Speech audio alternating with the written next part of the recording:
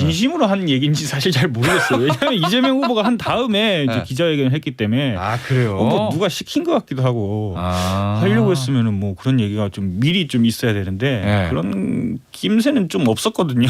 근데 이게 나와서 이재명 후보가 선대위 왜 이렇게 안 굴러가고 기민하지 않습니까? 한 다음에 초선 의원들이 거의 비슷한 얘기를 했다는 얘기구나. 그러니까, 그러니까 보면은 뭔가 이재명 후보 혼자 막 다급하고 뭐가 안타깝고 뭔가 좀 안 되는 것 같고 이런 생각을 느끼는 것 같고 선대위 자체는 아주 그냥 분위기도 좋고 화목하고 친목 도모하는 느낌도 좀 들고 친목 도모 그런 느낌의 평온한 느낌이 있는 게 사실인데 이제 그 이재명 후보 발언 이후에는 조금씩 바뀌려고 하는 것 같아요. 김태현의 정치쇼. 목요일 2부 국회 출입 기자들의 생생한 정보 보고 시간입니다. 메인 뉴스 안 나오고 조간신문 안 나오고 부장은 모르고 데스크는 꿈도 못 꾸는 자신만의 정보를 우리 청취자분들께 털어놓는 시간. 국회 정보 보고 두 분 모셨습니다. 민주당 출입하는 SBS의 고정현 기자, 국민의힘 출입하는 프레시안의 곽재훈 기자 모셨어요. 안녕하세요. 안녕하세요. 뭐 오늘의 저 국회 정보 보고 시간의 주제는 역시 양당의 선대위죠, 선대위. 민주당 선대위는 잘 굴러가나? 요거. 국민의힘 선대위는 아주 출범 안 했으니까 잘 출범할까? 뭐 이런 거. 요겁니다. 일단 기호 1번. 1번이죠, 민주당이. 기호 1번. 여당입니다. 집권 여당 제1당. 민주당 이재명 후보 캠프 좀 볼게요. 최근에 이재명 후보 캠프 관련되는 기사들이 며칠째 계속 나오는데 보수 언론이건 진보 언론이건 공통적으로 삐그덕댄다. 이렇게 보도를 하고 있더라고요. 맞나요? 실제로 보면? 뭐 실제로도 좀 그런 것 같고 뭐 시작이 이재명 후보가 직접 중앙선대위 회의에서 좀 이렇게 기민함이 좀 떨어진 것 같다. 기민함이 떨어진다. 제대로 해야 된다. 이런 말을 직접적으로 했기 때문에 공식석상에서 그런 기사들이 계속 나오는 것 같아요. 얼마 전에 초선 의원들 10명이 뭐 쓴소리했다는 거. 그거는 한데 선대위 굴러간 지 한 2달도 안 됐는데 초선 의원들이 나와가지고 야 이거 선대위 이거 뭔가 좀 다시 제대로 잘 돼야 되는 거 아니야라고 얘기하는 게 굉장히 드문 일 아닌가? 중진도 아니고. 진심으로 한 얘기인지 사실 잘 모르겠어요. 왜냐하면 이재명 후보가 한 다음에 이제 기자회견을 했기 때문에 그래요? 뭐 누가 시킨 것 같기도 하고 하려고 했으면은 뭐 그런 얘기가 좀 미리 좀 있어야 되는데 그런 낌새는 좀 없었거든요. 근데 이게 나와서 이재명 후보가 선대위 왜 이렇게 안 굴러가고 기민하지 않습니까? 한 다음에 초선 의원들이 거의 비슷한 얘기를 했다는 얘기구나. 그러니까 보면은 뭔가 이재명 후보 혼자 막 다급하고 뭐가 안타깝고 뭔가 좀 안 되는 것 같고 이런 생각을 느끼는 것 같고 선대위 자체는 아주 그냥 분위기도 좋고 화목하고 친목 도모하는 느낌도 좀 들고 친목 도모 그런 느낌의 평온한 느낌이 있는 게 사실인데 이제 그 이재명 후보 발언 이후에는 조금씩 바뀌려고 하는 것 같아요. 근데 어떻게 바뀔지 워낙 조직이 커가지고 지금 이걸 짠 지도 얼마 안 됐는데 다시 뒤바꾼다? 이건 또 쉽지 않기 때문에 오는 길에 저희 여당 기자한테 들으니까 이탄희 의원이 자기 선대위 직책 내려놓겠다고 백의종군하겠다고 진짜 이런 겁니다. 그러니까 그래요? 얼마나 이게 좀 이상하냐면은 이제 어제 양정철 원장이 와서 그런 말을 한 거잖아요. 이탄희 후보도 이제 이탄희 의원도 그 자리에 있었거든요. 그리고 어제 양정철 원장 했던 얘기 모두 병들었는데 아무도 아프지 않다? 이렇게 얘기했다는데 야, 무식적인 표현이네. 뭐 그런 얘기도 했고 제가 이제 이탄희 의원 얘기가 나와서 하는 말인데 뭐 직책을 내려두고서라도 지역에 가서 막 해라 해야 되는 사람이 없다라고 하니까 다음 날 이탄희 의원이 페이스북에 뭐 무슨 직책이죠? 뭐 하여튼 뭐 너목들 위원장직을 반납하겠다. 너목들? 그리고 지역으로 가겠다. 너목라고 얘기를 했어요. 그게 뭐 너의 목소리를 들어가는 위원회라는 위원장인데 드라마 제목인데. 그래서 이게 뭐 시키니까 또 바로 하는구나 라는 생각이 드는 거죠. 하려면은 뭐 혼자 해도 되는 거잖아요. 근데 꼭 그렇게 티를 내면서 한다는 게 그 뭐 우연이겠지. 그걸 먹고 시키니까 바로 되는 거야. 우연은 아닌 것 같고요. 하여튼 이런 쇼맨십만 너무 좀 강하고 실질적으로 이루어지는 건 없다 보니까 출입 기자들도 이런 느낌이 있는 거죠. 어제 양정철 전 원장이 군기를 상당히 세게 잡았더라고요. 그러니까 뭐 이렇게 유유자적 여유 있는 분위기는 2007년 대선 때 보고 처음 본다. 2007년 때 승부가 완전 난대설이니까. 그러니까 그때는 이미 질 거라고 생각하고 그랬는데 뭐 니네 대선 포기 있니? 사실 이런 말을 돌려서 한 거라서 상당히 뭐 어떤 군기를 잡는 그런 발언처럼 보여졌는데 거기에 이어서 이제 소선 의원들 회견 뭐 자리 내려놓기 막 이게 어떤 흐름으로 이어지는 것인가라는 생각이 반대편에서 본 입장에서 좀 듭니다. 근데 저는 진짜 궁금한 게 선대위 처음 민주당 꾸리기 전에는 뭐 이낙연 당시 예비 후보가 뭐 완벽한 이제 확 결합이 안 되고 뭐 어쩌고 그런 얘기 있다가 어쨌든 이낙연 저 당시 예비 후보가 이재명 후보 만나가지고 뭐 승복하고 협력 약속하고 그러면서 원팀 선대위 그래서 잘 꾸린 것처럼 보였잖아요. 그렇죠. 분란도 없고 네. 서른 의원이 뭐 한마디 하긴 했지만 어쨌든 외국 가셨고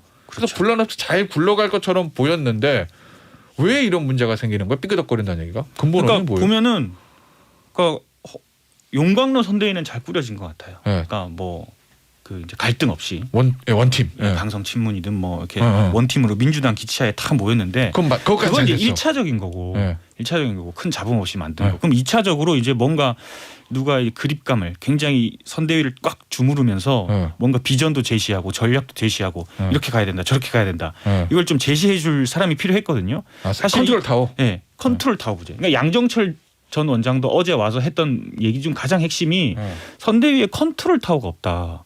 악역을 맡아줄 사람이 없다라는 거는 저도 굉장히 공감을 했는데 이게 사실 경선 때부터도 저는 느꼈는데 이재명 후보 캠프의 경선 때도 이거 뭐 누가 이걸 주도하는 건지 뭐 방향성도 없는 것 같고 일은 뭐 몇몇한테 몰리는 것 같고 누구는 일 안 하는 것 같고 이걸 누가 중간에 나서서 중재를 해줘야 되는데 그런 사람이 없는 것 같고라는 생각을 많이 했거든요. 그러니까 예를 들어 우리 셋이 민주당 선대위에 있는 의원들이면 그냥 각자 직책인데 각자 서로 얼굴만 쳐다보고 맞아요. 누가 할래 이러고 있는 건가 그렇죠. 예. 뭐 이런 얘기하고 저런 얘기 회의하고 모여서 얘기는 하지만 정해지는 건 잘 없고.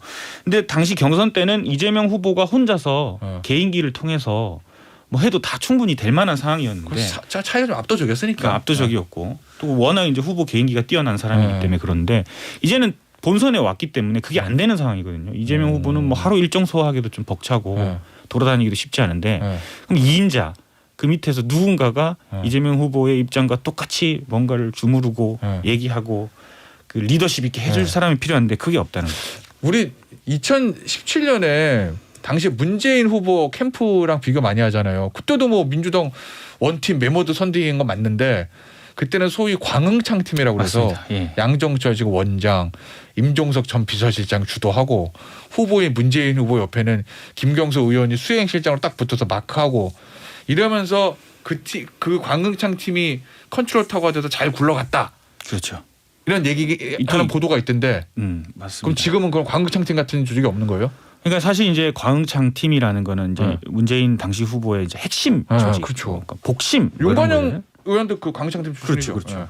그런데 그러면 이제 이재명 후보는 뭐가 있냐? 그럼 결국 똑같은 팀은 경기 성남 팀.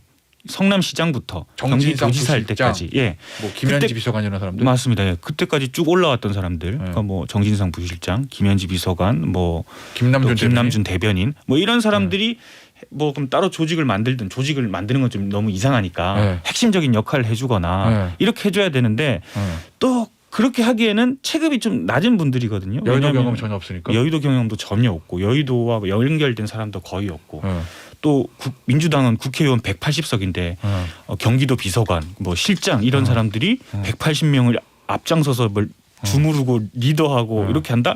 그럼 이제 정반대의 이제 악영향, 부조악영이 나올 수밖에 없기 때문에 그건 좀 그렇고 또 이분들이 문골이다, 뭐 2인자다 이런 얘기를 너무 많이 들어가지고 굉장히 숨어 있어요. 뭐 사이구나 안 하려고 하고 접촉도 안 하려고 하고 그럼 또 누가 나서야 되냐? 그러면은 이재명과 친한 뭐 이재명의 마음을 잘 아는 국회의원이 나서서 이런 걸 해줘야 되는 게 아니냐라는 게 국회 안팎에서 나오고 있거든요. 누가 있냐? 딱 여기 생각 드는 사람은 정성호 의원, 양주에. 그렇죠. 네, 정성호 의원 동기고 오랜 친구고. 맞습니다. 뭐 옛날에 이재명계 정성호가 아니라 정성호계 이재명이다라는 얘기가 나올 정도로 핵심이고 복심이었는데 그럼 이런 분이 나서서 좀 그립감 있게 콱 쥐고 선대를 이끌어 가야 되는데 물어보면은 뭐 농담으로라도 뭐 이재명 이제 대통령 되시면 뭐 국무총리 하시는 건가요? 뭐 이렇게 기자들이 막 이렇게 띄워주며 자기는 절대 그런 욕심이 없고 정치를 그만둘 생각으로 하겠다라고 말을 해요. 그리고 실제로도 지금 선대위에서 큰 역할이 없이 여태서 사이드 역할만 하고 뭔가 문제가 터지면은 그런 이제 개입을 해서 그런 역할만 하는데 아니 정치 그만둘 생각이 있으면은 차라리 좀 악역을 하더라도 이 180명을 다 이끌어갈 수 있게 좀 강하게 나가서야 되는 게 아니냐 이런 이야기가 있는 거죠. 사실상 저번에 이재명 후보가 그 안티 페미니즘 관련 글을 이제 공유해가지고 논란이 됐던 적이 있는데 그때 정성호 의원이 움직여가지고 기자들 갑자기 불러가지고 밥 사주면서 그 후보의 진위는 그런 게 아니다 뭐 이런 걸 설명하고 약간 그런 역할은 하는 것 같은데 사고 수습반. 그 이제 정성호 의원이 그런 기자들 만나고 이런 역할을 하는 게 아니라 진짜 선대위를 리드하고 다 이끌어야죠. 위치 배분하고 지위 배분하고 이건 잘했다 못했다 넌 잘했다 넌 못했다 이렇게 약간 레드팀 역할도 해야 되는데 그게 전혀 안 되는 것 같습니다. 근데 정성호 의원 저는 모르는데 저 고조 기자는 많이 지켜보셨을 거 아니에요. 네. 원래 그런 스타일이 아니에요. 원래 좀 비주류 중에 비주류였고 그런 것도 있는데요. 그러니까 사실 그런 이제 컨트롤 타워 역할을 하고 안에서 이렇게 딱딱 하려면 물론 뭐 그동안 정치를 하시면서 뭐 어떻게 좀 성향이 바뀌셨는지 모르겠는데 굉장히 착하세요. 그러니까. 그 컨트롤 타워 역할을 하려면 김종인 위원장이나 이런 사람처럼 약간 좀 독한 면, 좀 사람한테 매섭게 대하는 면도 있어야 되는데 그걸 못 하시는구나. 뭐 제가 출입할 때까지는 좀 굉장히 온화한 분이었습니다. 지금은 어떠신지 잘 모르겠습니다. 선하신 분입니다. 아 그래서 컨트롤 타워 하기에는 좀 기본적으로는 어떤 스타일과 좀 맞지 않는다 이런 것도 있었구나. 그렇죠. 그럼 이제 앞으로 어떻게 한대요, 민주당 선대위? 그냥 저렇게 굴러갈 수는 없을 거 아니에요. 뭔가 이제 계속 문제를 바뀌려고, 제기하니까 내부에서. 네, 노력을 하겠죠. 그거 다음 주에 제가 말씀드리겠습니다. 알겠습니다. 그러면 다음 주? 알았어. 다음 주에 그러면 꼭 물어봐야 돼. 이제 말고 민주당 선대위 뭐 컨트롤 타워 생기나 뭐 앞으로 어떻게 한다나 요거 이제 기억하고 있어야 되겠다. 있겠죠. 네. 뭐. 정 PD가 적어놨을 거예요. 이렇게. 설마 이렇게 가겠습니까? 예. 자 국힘은 이제 기호 2번 국힘의 윤석열 후보 캠프 선대위 잘 출범하나 굴러가는 건 나중 문제고 요건데 될 듯 뭐 하는데 뭐 어제 최근 보도 보면 결국은 윤석열 후보, 김종인 전 비대위원장, 이준석 대표 요 삼각 요 트로이카의 뭔가 약간의 그 불협화음이라고 그래야 되나 이런 거잖아요. 네네. 근데 최근 보도 방안 보면 이준석 대표하고 윤석열 전 총장은 윤석열 후보입니다. 네. 아무 문제 없는 것 같은데 그래도 권성동 사무총장 이제 내정되면서 근데 김종인 전 비대위원장하고 윤석열 후보 사이에 약간의 이견이 있는 것 같던데. 일단 그 약간 마지막 고비 같은 그런 느낌이 드는데요.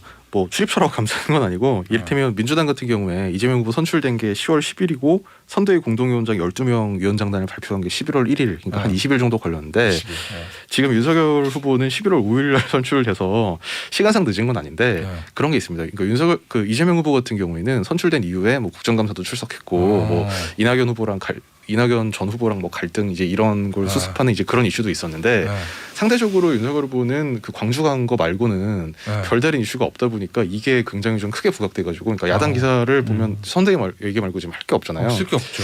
그래서 저희도 다를 게 없어요. 그래서 그 갈등이 좀 크게 부각되는 면은 있는 거는 같은데 그러나 어쨌든 갈등이 현재로서는 있어 보이는 건 사실입니다. 그러니까 이를테면 어제도 이제 그 윤석열 후보하고 김종인 전 위원장이 만났다 안 만났다 이거를 가지고도 사실 현장에서 약간 좀 혼선이 있기도 했는데요. 그러니까 원래는 두 사람의 회동 사실을 공개할 일정이 양측 모두에서 별로 없었는데 이준석 대표가 기자들을 만나가지고 내가 오늘 윤석열 대표를 못 만났는데 그 이유는 윤 후보가 김종인 위원장을 만났기 때문이다. 거기서 해결이 안 되니까 나와의 만남도 불발됐다 이런 취지고. 그렇다기보다는 이제 왜 윤석열 후보를 안 만나냐 혹시 두 사이 갈등이 있냐 이제 이런 취지로 기자들이 물어보니까 그건 아니고 오늘 이제 윤 후보가 김종인 위원장을 먼저 만나야 돼서 나랑은 통화만 하자고 했다. 요거를 설명하는 과정에서 나온 거긴 한데요. 그래서 기자들이 만났구나. 그래서 김종인 위원장 사무실 앞에서 만나셨다면서요?라고 물어봤더니 아니라고 그러죠. 만난 적 없다. 이렇게 답변을 해서 그래서 이제 급하게 또 이제 그 윤석열 후보 캠프에서 사실은 만나서 이런저런 얘기를 했다 막 이렇게 수습하는 이제 그 입장까지 발표를 했는데요. 그게 상당히 미묘한 것이 이런 표현들이 있습니다. 의견을 교환했고 큰 이견은 없었다. 근데 큰 이견이 없었다는 거는 이견이 왠지 있긴 있었다는 얘기가 아닌가. 그리고 원래 1차 선대위 발표가 빠르면 오늘 뭐 어제 이렇게 나온다고 했었는데 발표를 다음 주 중반으로 예정하고 있다. 그리고 김종인 위원장이 생각하는 새로운 조직의 필요성에 후보가 공감했고 준비할 예정이다. 그러니까 이 얘기는 뭐냐면 윤 후보 측의 얘기만 봐도 어제 만났고 네. 뭔가 의견 교환을 했는데 네. 큰 의견은 없었다. 그런데 김종인 위원장이 뭔가 얘기를 해서 네. 그 얘기를 들어보니까 뭔가 조직을 다시 만들어야 될 것 같다. 네. 그래서 발표는 다음 주에 한다. 네. 이 얘기는 맞는 것 같더니 맞는 것 같은데 요런 거라는 얘기인가? 그러니까 이견이 상당히 있었다는 얘기죠. 왜냐하면 그게 없었으면 바로 오늘 이제 네. 1차 뭐 이르면 전체 조직은 아니라도 뭐 위원장단 명단 이제 요런 거는 그 발표를 할 수 있었을 텐데 네. 일단 왜냐하면 처음으로 얘기한 날짜가 20일인데 그렇죠. 그걸 넘기게 된 거거든요. 네. 그럼 이거는 사실 이게 원활하게 굴러가고 있다는 사인은 어떻게 봐도 아닌 건데 네. 이제 이거를 공식화했다는 거는 어쨌든 늦어진다라는 게 네. 공식화 됐다는 거는 좀 갈등이 있다는 이야기고 아마 그 핵심 갈등은 지금 그 이미 알려지고 있듯이 김한길 전 대표. 네, 김한길, 김병준 요 네. 두 이제 원로 정치인들 관련 문제인 것 같습니다. 어떻게 해결한답니까 그거? 그러니까 보면 윤 후보는 김한길 전 대표하고 김병준 위원장의 필요성을 강하게 얘기하는 것 같고 김종인 전 비대위원장은 난 싫은데 뭐 이런 거 같고 이렇게 보도는 그렇게 나오더라고요. 뭐 그게 대체적으로 맞는 것 같고요. 네. 근데 이제 그걸 그 외부에서만 보면 네. 이제 이것이 말하자면 어떤 뭐 김종인 위원장의 뭐 자리 싸움이나 네. 뭐 권력 추구 약간 이렇게 보실 수도 있는데 네. 뭐 아마 김종인 전 위원장 입장에서 좀 이해를 하자면 네. 이를테면 나중에 네. 정말 선대위가 그렇게 굴러갔을 때 아니면 투톱 쓰리톱 막 이렇게 갔을 때 네. 이를테면 뭐 중도 확장 관련해서 자기가 무슨 메시지를 냈는데 네. 국민통합위원회라고 만들어 온 데서 전혀 다른 얘기를 한다든지 이제 이렇게 되면 이제 김 위원장 표현대로라면 일할 여건이 만들어지지 않게 되는 뭐 그런 상황을 좀 염려하는 걸 수도 있고 하여튼 그래서 대충 종합해 보면 김 위원장이 그 이 두 원로 인사들을 중용하는 거에 대해서는 좀 부정적 내지는 좀 우려를 갖고 있는 상황은 맞는 것 같습니다. 그래서 저 윤석열 후보 측에서는 그냥 선대위가 아니라 후보 직속으로 다른 위원회 만들어서 글로 뺀다는 그런 안 낸 거 아니에요? 그러니까 메시지 그것 때문에? 그러니까 거기에 대해서도 이제 그건 좀 맞아도. 부정적인 게 어제 김종인 위원장이 기자들을 만나서 네. 뭐 만났다면서요, 뭐 선대위원 인선 보셨다면서요, 다 아니다. 네. 이제 이거는 좀 아마 김종인 위원장과 그 윤 후보 사이에 약간 좀 뭔가 의사소통 미스가 있었던 부분인 것 같은데 어쨌든 그 만난 적은 없다라고 하면서 무슨 얘기를 했냐면 국민통합이라는 게 이름만 내건다고 통합이 되냐? 그 박근혜 대통령 때도 국민통합위원회라는 걸 만들어서 한국 부위원장 안 치고 다 해봤지 않느냐? 네. 통합이 조금이라도 됐냐? 그러니까 이 얘기는 뭐냐면 통합위원회 만들지 말라라는 얘기도 있는데 네. 그러면 어떻게 해야 통합이 된다는 거냐? 뭐 얘기한 게 그럼 뭐 국민통합이 뭐 양극화 때문 아니냐? 네. 이런 본질적인 걸 건드려야 된다. 이 얘기는 자신이 지휘봉을 잡은 선대위에서 이 대책을 이를테면 국민통합이나 중도 확장이라고 하더라도 그런 어떤 양극화 문제 해결을 통한 이런 걸 종합적으로 이제 조화롭게 접근을 해야 된다는 거고 자리만 만들어 놓고 말하자면 그 김종인 위원장의 지휘에 따르지 않는 뭔가 별도 조직이 있는 거에 대해서 굉장히 꺼려한다는 그런 인상입니다. 근데 또 요 보도도 있더라고요. 총괄선대위원장 김종인, 그 밑에 상임선대위원장은 당대표인 이준석, 요까지는 뭐 된 건데 또 그 밑에 이제 공동선대위원장 뭐 얘기 나오는데 거기 뭐 나경원 전 원내대표 얘기가 소설 나오는데 어느 정도 가능성이 있어요? 뭐 나경원 전 의원 같은 경우 공동선대위원장 뭐 이미 뭐 제안 받았고 수락했다는 게 뭐 언론 인터뷰 등을 통해서 이미 다 왜냐하면 이제 후보하고 차 티타임 하고 나오는 거를 이제 기자들이 다 봤거든요. 네. 그래서 사실 제안할 자리가 거의 그런 이제 자리밖에 없지 않겠느냐 싶어서 뭐 기자들이 이제 뭐 약간 넘겨짓기 비슷하게 취재를 해봤더니 맞다. 그래서 아마 공동선대위원장을 맡기는 될 것 같은데 네. 아마 여기에 대해서는 지금 뭐 그 내부적으로는 큰 이견이 없어 보이긴 합니다만 네.